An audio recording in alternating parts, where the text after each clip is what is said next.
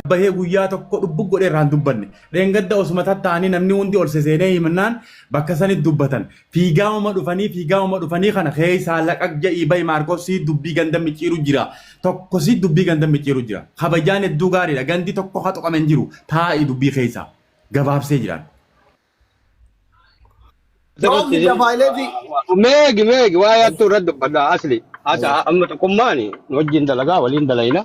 Yoo dhugaa dubbanne laayif irratti anuyyuu fakkeenyaaf namni mana banattee si dhufe yoo si dhufe namni si himata himatiin jechuun hin dandeetu maa tokkummaa dhaqanii ilaaltanii laayif irra taa'ee bilbilaa laayif irra taa'ee itti himatanii warroota keessaan himatan keessuma dhumata fakkeenyaaf namni keessaan teekis miiseejii si godhanii akkanaan dubbachuu namni wallaggaan arrabsan jiru waan durii dubbii durii namni wal akaayu ofirraa dhiisa amma ashitti bakkuma himtee jechuudha wanni biraa wallagga akkasii yoo jette viidiyoo qabaatte fida viidiyoo isin wallagga akkana wallagga badaadha wallagga hamaadha jettu yoo jiraate fida ifamaa qaba saniin ala wallagga maqaa dhooyte ta'uu mirga qabdi kutaa oromoo 11 kutaa isiiti namni dhoorgu hin jiru jechuudha buru dhufee wallagga keessaa mucaan eluu yoo waa hate eluun sun eessaa eluun sun baalee warra sikkoo mandooti yoo namni jedhe namni keenya dubbachuu hin qabu maaliifi bakka kiyya soqanii achi na fidaa jiran jechuu barbaade akkas jedhaan akka mataa kiyyaatti dubbii nama gurdaadha dubbii fixaa jechuu barbaade gaggabaabsa kan barbaade wal arrabsaa nuti nama gurdaa ofirraa gabaabsa. Yaa jara feenya ilaal waan kana beekaatuma dubbii carraanaa kenna hamsa carraanaa kenni afaan kendammaan qabee hamammaa waan baay'ee haasofne please gandarraatis asii achi muruus as goruun as dhabaatii anis intala keessanii innis yoo kan keessan ta'e keessa yoo taane nurraatii biifeer ta'atii nurraa haasa'an. Ani tokko gaaffiin qabu Hamzaan an idde gaafanii mana Dr. Asli fi haasa'eetii haasofne amma irratti galee har'an mana kobanee galee haasa'ee gaaffii kun akkam ta'ee jedhee gaaffii dhala namaan gaafadhee dandanxuunne maqaa namaan kaasne never kana. Lammaffaa immoo sooyyeen laphee dhooftee dubbiin achitti qabateetu ammayyuu tuun aminama immoo gandaanuu laphee dhooftee haasoftee iddaseetti aan dhugaadhaa iddasii booda hin haasofne iddasii booda sooyyeen viidiyoo tokkollee hojjettee gadi baate yookiin liivii banatti yoo hojjettanii noormaaliyyuu jecha gadi fidaa ani. Sanuma sooyyee isuma san hin jee malee eegasiin isuma santu dubbii kana dhiibee jechuu barbaade. Isa jedhee Hamzaa isa maaliif hin jedhe yoo jettee dubbiin ciccitee na bira ga'e. Sigalee kun maqabaddii guddaadha. Idda walla'ilaa ati viidiyoo haadhi warraa kee hojjette sana dhaggeeffadhuuti sirriitti ilaaliiti deebisaa ofii makeef deebisi sigalee ofii makeef jechaadha. Ani isuma kutamee argame malee hin jirullee hin agarrellee akka dhala namaa tokko isuma sin agartan hin dhaggeeffadhe gurra kooti. Egaa idda gandatti nagarshitanii rakkoon tokko hin jiruun jedhe ani intala wallaggaatiin jedhe. Garuu ani intala gandaamidha intala oromooti kan narraa dubbatu immoo si komandoodhaan jedhe kanan dubbadhe guutuu sana namni dhiyeessu kun information sobaa kana tuu guutuu ta'e bareeda.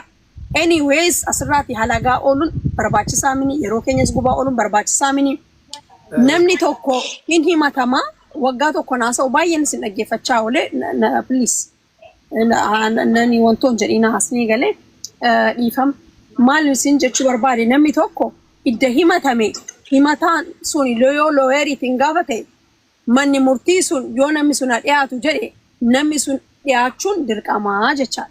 Yoommoo hin danda'u ta'e maaliif akka hin dandeenye yoon barbaadu maaliif akka hin barbaanne immoo dhiyeessuu kan saate jechaadha.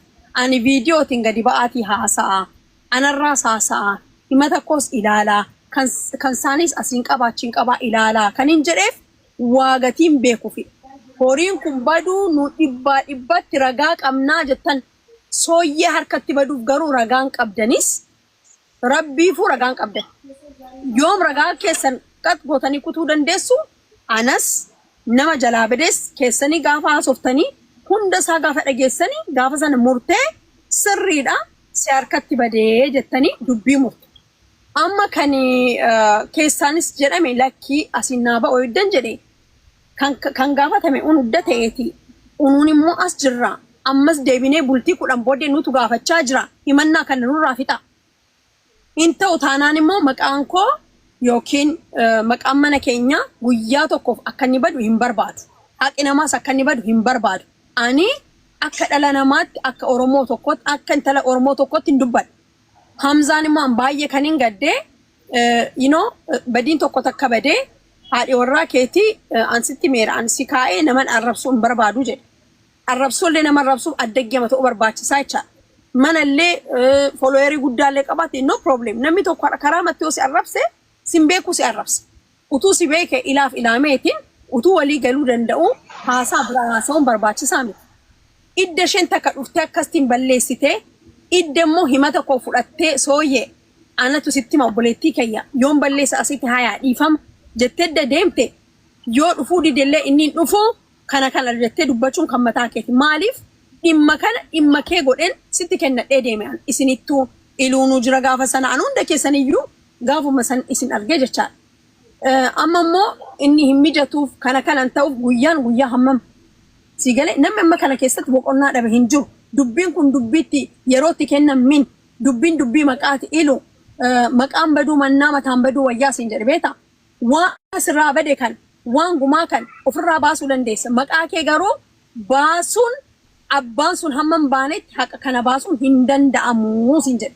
Utuu amma ati abukaatoo taatee irraa haasoftee akka namicha sanaatti akkasidha miti akkasidha mini nabeettaa sin beekonnee maqaa moolii maayyuu kaasuuf hin danda'amu.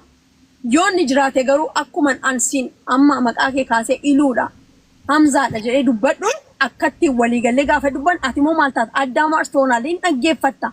Gurri keen dhagaa, iji keen ilaala, sammuun keen madaala achi booddee yoo sooyyeedhatti elaa sooyyee dhiifama obboleettii gosa kanadha. Waa'ee himataa, waa'ee himannaa nama harkaa fuudhu hamma Oromoo kan ga'u hin jiru. Si galee kuni yooma beekama naannessuu ta'e malee na caalaa narra dhaabbattee haasa'uu dandeessa. Akka beektanitti utuu hin ta'in akka dhimmi koo dhimma keessan ta'etti akka isinirraa dubbattan hin barbaadan. Iluus ta'ii, Hamzaas ta'ii, Maarqosis ta'ii, manni firdi beeti federaala. Yaa Oromoo dubbii. Naannoo dhugaa rabbi naannoo. Mana murtii federaalaallee yoo ta'e dhugaa arabala miidiyaatti illee na beeksise beektaa dhugaa rabbi nama amma kana keessa illee galee haasa'u baay'ee xaanaa utuu diriitiyyuu cufeen bada beektaa amma xinnoo ishee bareeda malee ani unat promooshinii naa hojjetame iluu kolaa waan naa dalagame tokko keessa benefitii nan argadde promooshinii naa dalagameera. Please garuu haqa koo kanan irratti dhiisina haqa keessa rabbaa baasu haqa koo naa baasa. Hamza ilaa maali beektaa? Yaa Allah itti Hamza. Yaan jechuun bari waan kana beekaa. Ifama sindan kennatti bakka daqiiqaa tokkitti naa kenne obboleessa koo afaan kenne maan qabee. Gaggabaabsika poolitikaa gootee bara. Maali sintu godhee kunoo daabboon irratti nyaata maalan godha re'aan beela'ee. In beela'ee bara nu taa'aa kana hundi turuun barbaadu. Afaaxxanime.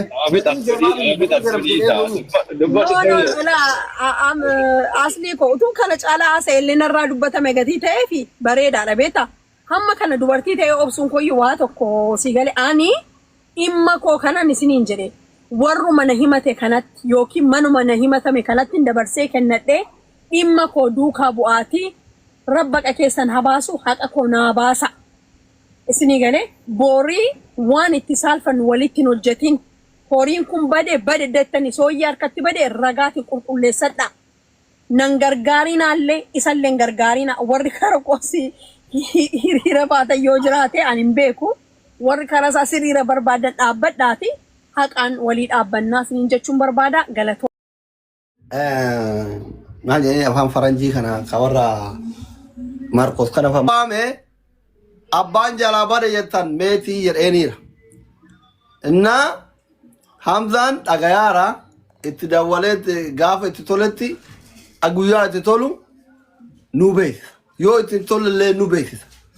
Yoo Hamzaan guyyaa itti tolu nu beeksise guyyaa sanitti nu dhiyaattan. Ebaakkot adde soore. Yoo mootuun inni ani paayileetidha. Manni murtii federaalaa kun nammaxxanu.